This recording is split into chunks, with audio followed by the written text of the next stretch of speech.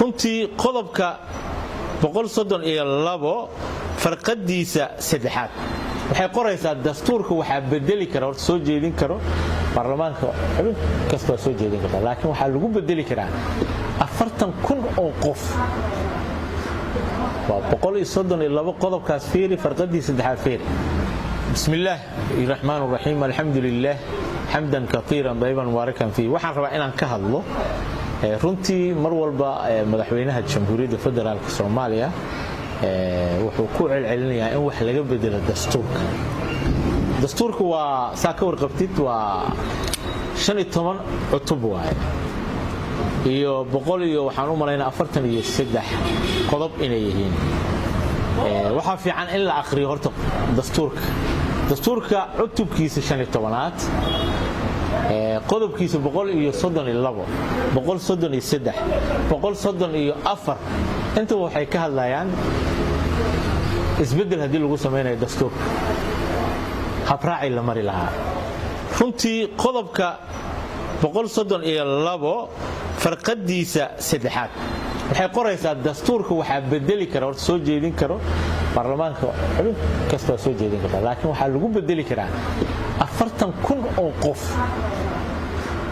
waa 132 qodobkaas fiiri farqadiisa saddexaad fiiri inay soo jeediso waay oo qof walba markaas magaciisa sheeganayo anigoo hebel waxaan rabaa qodobkaas in la bedelo 40,000 oo qof waay bedeli kara dastuurka markaan in lagu degdego wax ka bedelka dastuurka hadda xaaladan la taagan yahay waxay abuuraysaa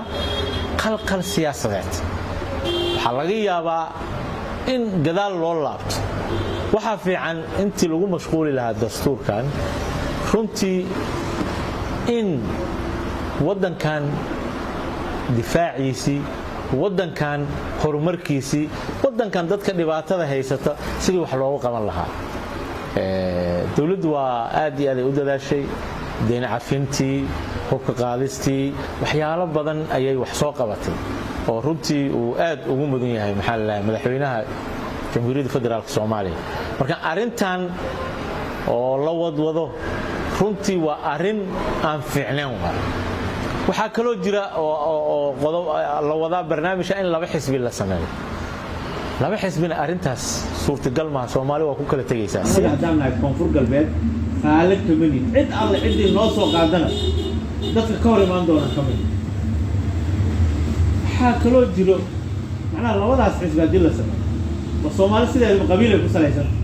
Soomaaliya waxay wax ku wada qaadataa ilaa hal cod iyo hal qof laga gaarayo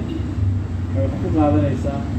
4.5 حتى إلا ترى 5 إلا قبل تذكر ودي سنين أنت سان اللي لها